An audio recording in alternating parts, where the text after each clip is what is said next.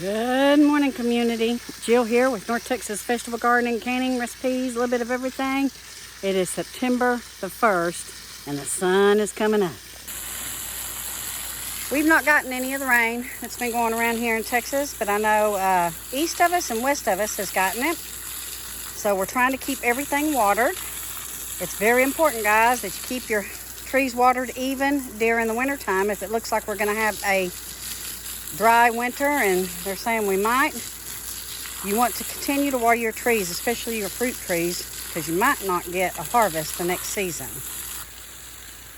We planted these crepe myrtles about 17 years ago. Planted them all at the same time, and you can see this white one here. Whoop, if I can get it's quite large. But this one here is not. So it seems like the white crepe myrtles have done way better than our colored ones. Here's a red one here.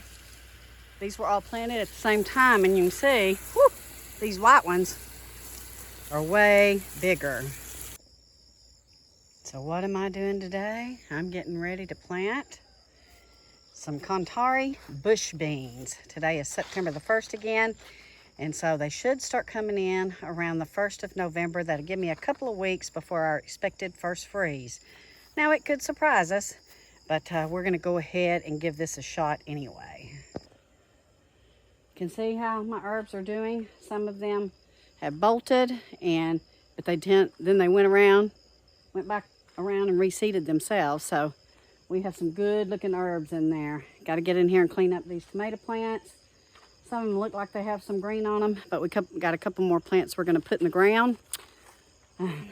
So we're not going to church this morning because the vid is rampant there, and my sister is coming in from Australia next weekend, and they're going to be here a couple of weeks, and I really can't afford to maybe come down with something right now on top of what my allergies are. We have those dang-do seasonal allergies that get us, and right now it's the ragweed and the mountain cedar will be kicking in here real soon, and so we have to stay on guard and keep our immune systems as strong as we can right now.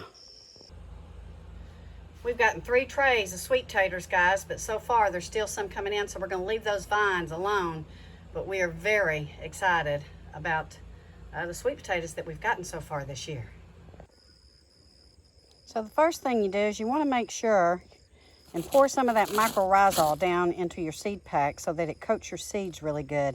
Now, guys, that is paramount to keeping this bed healthy and lively. And plus, this is my bush bean bed, so the bush beans help the nitrogen as well, and it gives it the fungus that it needs for things to be prosperous. And you can see we have some pretty good soil here, and it's been doing good since Greg has been doing his regenerative gardening thing for the last couple of years, especially in our raised beds.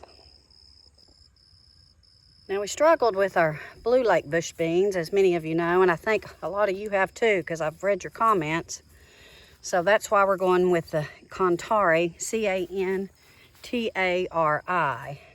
And I just dug a little trench with my hands, and I'm going in and covering them up. And this should give me enough bush beans, the Lord willing, to get me another big canning cycle around November and restock our pantry back there. And that's what we're all about, guys, is growing and preserving.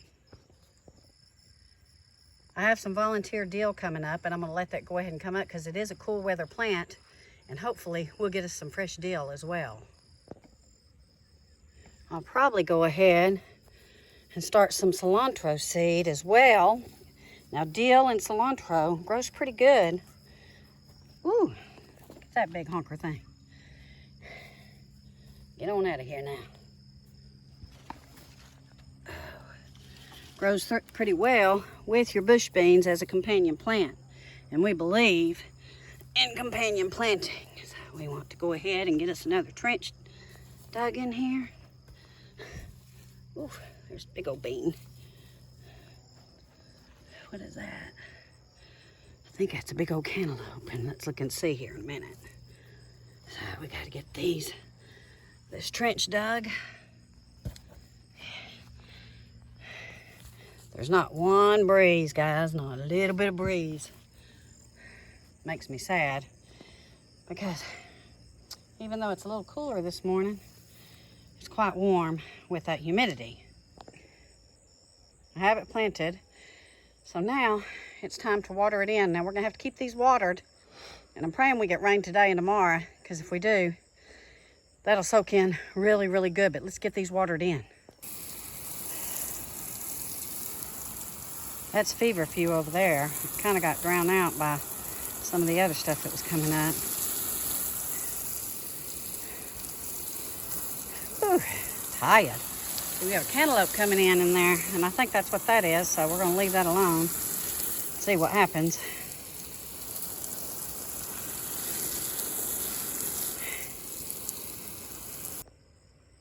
Here's what the sweet potatoes still look like after we harvested 3 very large trays. Greg said he dug around in there and there's some smaller ones in there. So we're going to leave it be, and I'm sure there's some in this one, which is about 3 feet tall maybe. And then we have some of our herbs over there and some of our, what am I trying to think of? Paprika peppers. So Greg is processing some of those right now in the freeze dryer. These plants in this raised bed are loaded, and we expect to have a whole nother run. And so we make smoked paprika along with our herbs. But these have really, really loved their spot up here in this raised bed. And you can see how dry we are here. Very, very dry.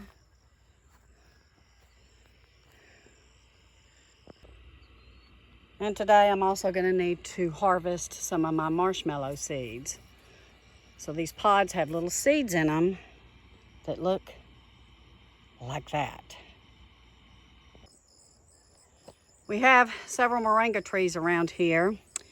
And looky here, I'm getting seed pods from these, so we'll be having some moringa seeds as well.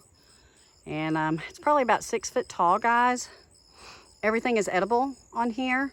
The leaves, the seeds, and the flowers. And we're hoping that we're going to be able to process a little bit of moringa and have some moringa powder, because it is super healthy for us. We have some beautiful lemon balm, and I cannot tell you how wonderful this smells. And then here is some oregano. Yeah, excited about this. And we have some thyme that kind of looks like this too. So really excited to get some of this processed and put up. I hear shooting this morning. It's dove season. Dove season opened up this week or this weekend, and so we're going to hear some shooting around here, but not like we used to, because when we first moved out here, we were the last one on the street that, there was a couple of older homes that were not occupied, but we were the last one on the street, and so that was all cornfields to the north of us, and boy did they stop and go out there and hunt, and we used to hear BBs on the porch, on the metal porch, when we would hear them shoot. So, it's a beautiful sunrise coming up. I got the sprinkler back there on the St. Augustine, because we really love our St. Augustine grass and we want it to continue to spread. And honestly, it spreads pretty quick, but it's still going to take several years, folks. I'm trying to see if you can hear some of that shooting going around.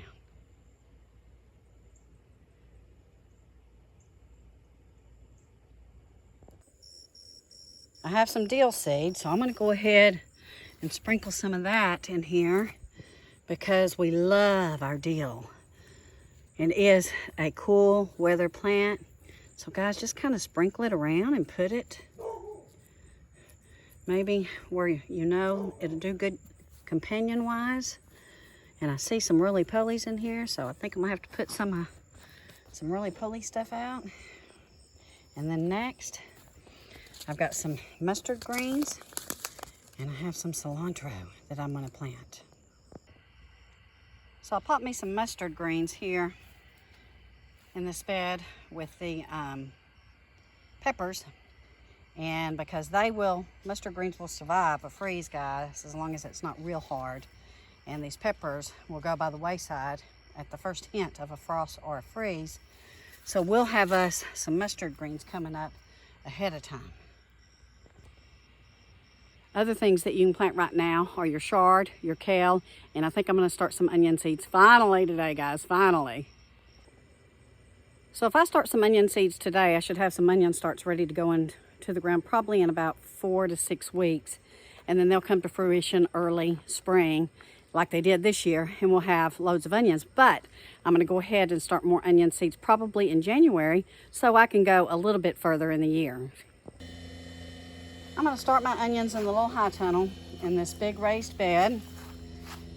It's all about timing, guys, because by the time they're ready to put in the ground, that'll clear my bed out to get ready for probably some potatoes. So I'm not going to do my carrots in here this year. I've got 2 new raised beds that I'm going to do my carrots in, and I'm going to put potatoes in here. So I got it all cleared out. And now I'm going to wet it down really good because it's extraordinarily dry. We've not been watering it in here because there really hasn't been anything. So I've raked it and I watered it in really good. But let me show you what's happening. We're going to have to let it sit. Look. Just the top half is wet. That's how dry things are here. So I'm going to saturate it, walk away, let it sit, saturate it again until I see that we're getting some good old water down deep in this raised bed. So I'm doing this now because we're starting to cool off a little bit, and I think Tuesday our high is like 77, and we have a chance of rain every day up until the end of next week. So now's a good time to try to get these types of seeds started. Now you can go ahead and plant your carrots now if you want, but you got to keep them damp, guys. You got to keep them wet. And it is a broadcast spread, which is what I'm fixing to do with the onions. And then you cover them with a little bit of soil, and you've got to keep them wet until they start sprouting, and then you got to water them like crazy after that too. But so you can start your carrots now, but I'm waiting till January because what I'm going to do again is it's all timing. It's all timing.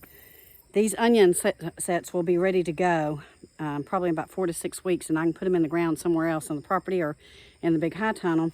And then that bed will be ready to put maybe some red potatoes in, because we're getting really serious about growing everything that we eat other than just our normal veggies.